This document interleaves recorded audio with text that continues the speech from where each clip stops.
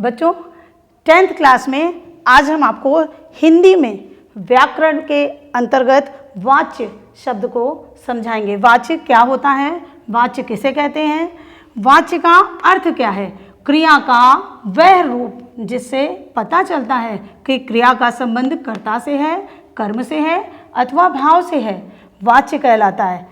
क्रिया का रूप किस पर अपना प्रभाव डालता है, कर्ता पर अपना प्रभाव डालता है, कर्म पर डालता है अथवा भाव पर डालता है। तो जिस पर अपना प्रभाव डालता है वही वाच्य कहलाता है। वाच्य के 3 प्रकार होते हैं। कौन कौन से हैं? लिखने के लिए हम ऐसे आपको समझा सकते हैं। वाच्य 3 प्रकार के होते हैं। पहला होता है कर्तृवाच्य, कर्तृवाच्य। दूसरा है कर्मवाच्य और तीसरा होता है भाववाच्य।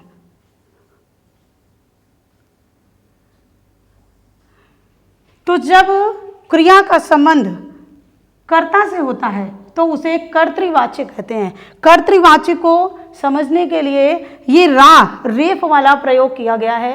रेफ का रा का के बाद बोला जाता है, कर और फिर त्रि, कर्तृवाच्य। इसका मतलब है कि क्रिया का प्रभाव कर्ता पर पड़ रहा है। कर्तृवाच्य को समझने के लिए हम एक उदाहरण देते हैं। श्याम पुस्तक पढ़ता है। इसमें कर्ता क्या है? श्याम है, कर्ता श्याम है और पुस्तक पढ़ रहा है श्याम। तो क्रिया का प्रभाव, पढ़ने का प्रभाव श्याम पर पड़ रहा है, इसलिए श्याम पुस्तक पढ़ता है आपका कर्तृवाच्य होगा। बच्चा रो रहा है। बच्चा रो रहा है। अब कौन रो रहा है? तो बच्चा रो रहा है। इसका मतलब कि कर्ता जो है वो बच्चा है। अच्छा, इसको समझने के लिए एक बात और है, सकर्मक और अकर्मक क्रियाएं हमारी 2 प्रकार की होती हैं। एक सकर्मक क्रिया होती है और एक अकर्मक क्रिया होती है। तो सकर्मक क्रिया जो होती है उसमें कर्म साथ में होता है और अकर्मक क्रिया होती है वो कर्म रहित होती है, माने उसमें कर्म नहीं दिखाई देता।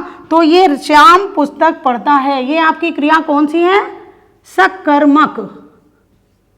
ये सकर्मक क्रिया है। और बच्चा रो रहा है, ये अकर्मक क्रिया है। रोना क्रिया है लेकिन कर्ता बच्चा है, यहां पर कर्म नहीं है। तो कर्म नहीं है तो ये अकर्मक क्रिया होगी। कर्तृवाच्य में दोनों प्रकार की क्रियाएं होती हैं, सकर्मक क्रिया और अकर्मक क्रिया। कर्मवाच्य में केवल सकर्मक क्रियाएं होती हैं। कर्मवाच्य जैसे कि आप नाम से ही समझ सकते हो, कर्म का मतलब ही कार्य हो गया। तो जब कर्म साथ में होगा तो वो कर्मवाच्य माने कर्म सहित। कर्मवाच्य में सिर्फ सकर्मक क्रिया का प्रयोग किया जाता है और भाववाच्य में कर्म नहीं होता, कर्म रहित होती है, तो वो भाववाच्य कहलाता है। तो भाववाच्य में केवल अकर्मक क्रियाओं का ही प्रयोग होता है और इसमें केवल सकर्मक क्रियाओं का प्रयोग होता है। आइए इसे इस तरह से और समझ सकते हैं। कर्तृवाच्य में कर्ता की प्रधानता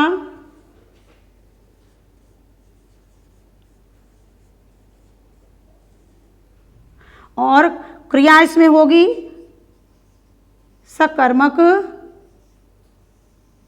या अकर्मक।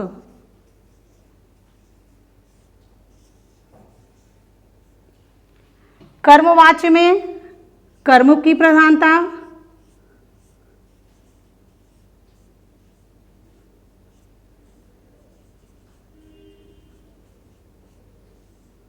और क्रिया होगी इसमें सकर्मक।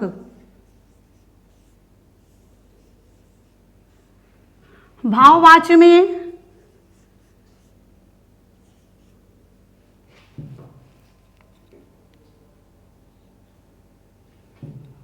भाव की प्रधानता,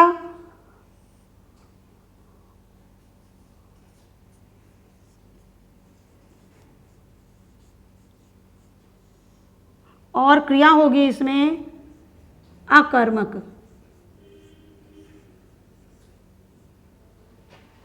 तो अभी हमने कर्तृवाच्य का उदाहरण देखा था, श्याम पुस्तक पढ़ता है और बच्चा रोता है। अब कर्मवाच्य का उदाहरण देखेंगे, कर्मवाच्य में कैसे लिखा जाता है। अगर हम इसी सेंटेंस को ले लें, श्याम पुस्तक पढ़ता है, और इसे कर्मवाच्य में बनाना हो तो क्या लिखेंगे उसमें कि श्याम के द्वारा पुस्तक पढ़ी जाती है।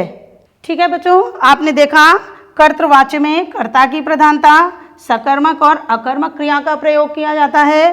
कर्मवाच्य में कर्म की प्रधानता, केवल सकर्मक क्रिया का प्रयोग किया जाता है। और भाववाच्य में भाव की प्रधानता, केवल अकर्मक क्रियाओं का प्रयोग किया जाता है। अब इसे उदाहरण के द्वारा और देखते हैं।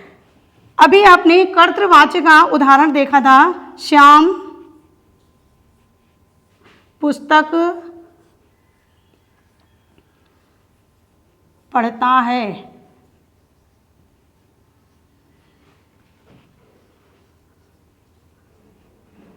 ये है कर्तृवाच्य।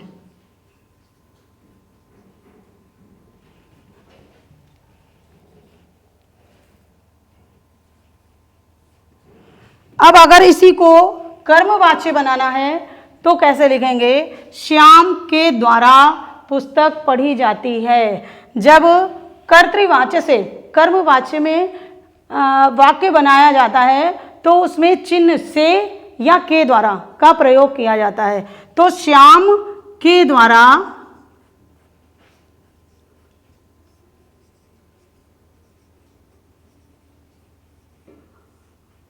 पुस्तक पढ़ी जाती है। श्याम के द्वारा पुस्तक पढ़ी जाती है।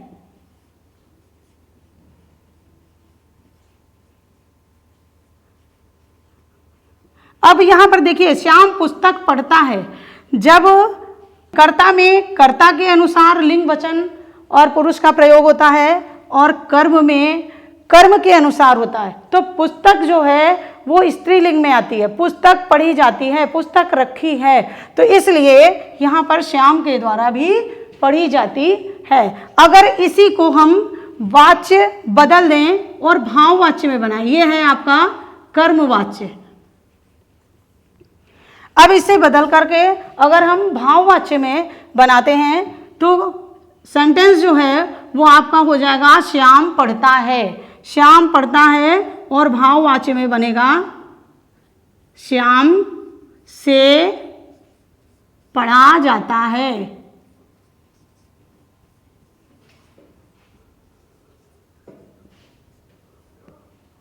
ये आपका हो गया भाववाच्य। तो ये आपके तीनों वाक्य हो गए। एक ही से कर्तृवाच्य में क्या होगा, कर्मवाच्य में क्या होगा और भाववाच्य में क्या होगा। बच्चों, आपने वाच्य देखे, कर्तृवाच्य, कर्मवाच्य और भाववाच्य। अब इसे संक्षेप में समझने के लिए हम ऐसे लिख सकते हैं कि कर्तृवाच्य में लिंग, पुरुष और वचन कर्ता के अनुसार प्रयोग किए जाते हैं। कर्मवाच्य में क्रिया, लिंग, पुरुष और वचन कर्म के अनुसार प्रयोग किए जाते हैं। और भाववाच्य में क्रिया, कर्ता और कर्म के अनुसार ना होकर भावों के अनुसार प्रयुक्त की जाती है। अब हम इनके उदाहरण अलग अलग देखेंगे कि कर्तृवाच्य से हम कर्मवाच्य में कैसे बदलते हैं या कर्तृवाच्य से भाववाच्य में कैसे बदलते हैं। इसे हम और उदाहरणों के द्वारा देखेंगे। बच्चों, अभी आपने वाच्य के तीनों प्रकारों की परिभाषा देखी, तीनों प्रकारों को समझा।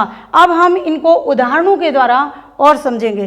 कर्तृवाच्य के ये उदाहरण हैं, माता जी ने खाना खिलाया, छात्रों ने पुस्तक पढ़ी, अध्यापक हमें पढ़ाते हैं, पक्षी आकाश में उड़ेंगे, रमेश नाटक खेलता है, नानी कहानी सुनाती थी, वह दिन में फल खाता है। एक बात इसमें और ध्यान देने वाली है कि ये वाक्य काल के अनुसार चलते हैं। आप उसमें काल देखिए, अगर वर्तमान में चल रहा है तो कर्मवाच्य को वर्तमान में ही लिखेंगे, अगर भविष्य काल में आ गया तो भविष्य में लिखेंगे, और भूतकाल में आया तो भूतकाल में लिखेंगे। इसमें तीनों प्रकार के उदाहरण हैं। तो हम आपको कर्मवाच्य में बदल करके दिखाते हैं। माता जी ने खाना खिलाया। आप कर्मवाच्य में हम इसको कैसे लिखेंगे कि माता जी के द्वारा, माता जी के द्वारा खाना खिलाया गया।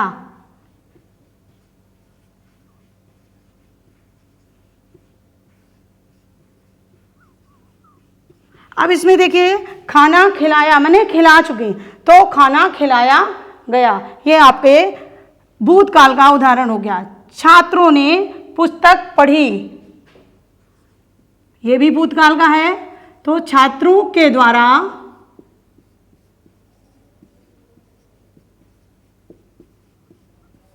पुस्तक पढ़ी गई।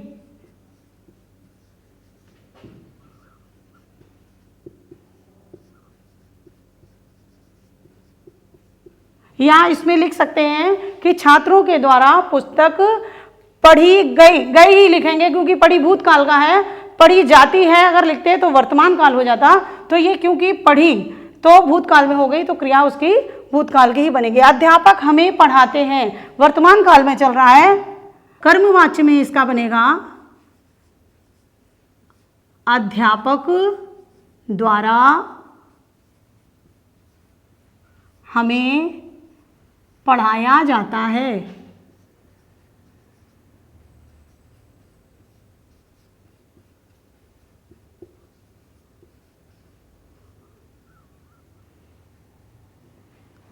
अगला है पक्षी आकाश में उड़ेंगे।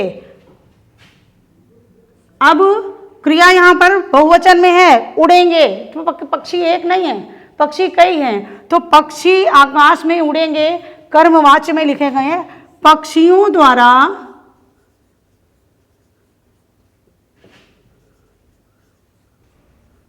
आकाश में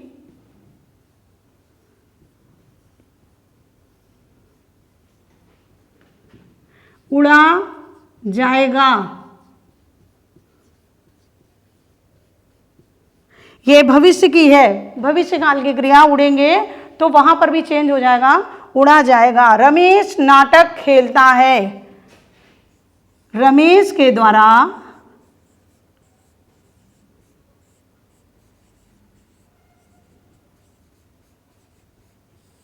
नाटक खेला जाता है।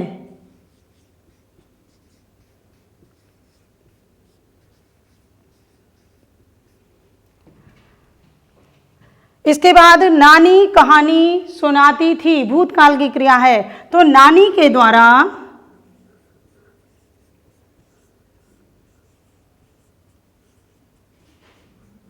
कहानी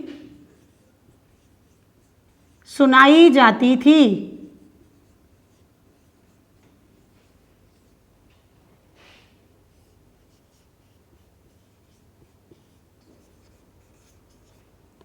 अगला है वह दिन में फल खाता है। वह अन्य पुरुष के लिए है, तो उसके द्वारा दिन में फल खाया जाता है। उसके द्वारा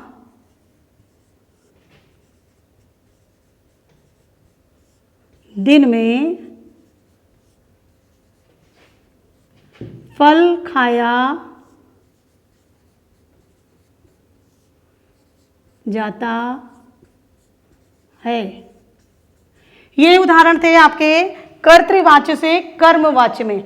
बच्चों, अभी कर्तृवाच्य से कर्मवाच्य में वाक्य बदलने हमने सीखे।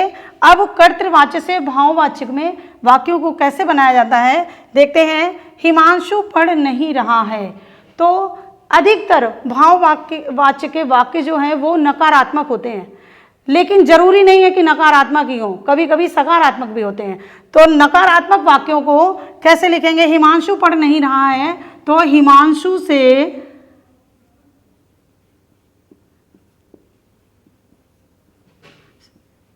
पढ़ा नहीं जा रहा।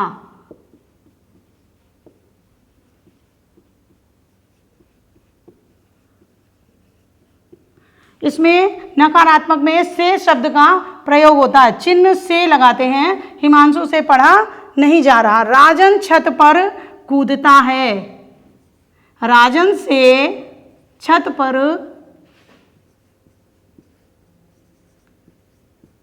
कूदा जाता है।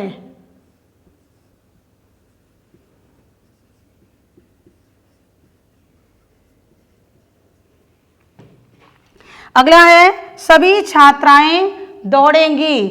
तो सभी छात्राओं से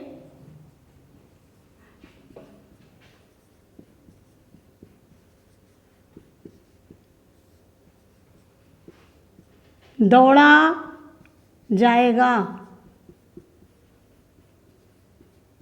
सभी छात्राओं से दौड़ा जाएगा। अगला है सीता खाना नहीं बनाती। तो भाववाच्य में क्या लगाएंगे? सीता से खाना नहीं बनाया जाता। अगला है वह हंसती नहीं है। उससे हंसा नहीं जाता।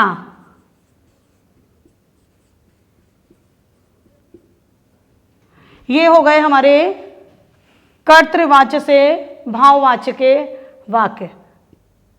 बच्चों, कर्तृवाच्य से कर्मवाच्य आपने बनाना सीखा और कर्तृवाच्य से भाववाच्य कैसे बनाए जाते हैं आपने वो भी इसमें सीखा। इन उदाहरणों के अलावा आप अपनी पुस्तक से कर्तृवाच्य से कर्मवाच्य के, कर्मवाच्य से कर्तृवाच्य के और कर्तृवाच्य से भाववाच्य के और उदाहरण अपनी कॉपी में आप लिख करके इसका अभ्यास करें। धन्यवाद।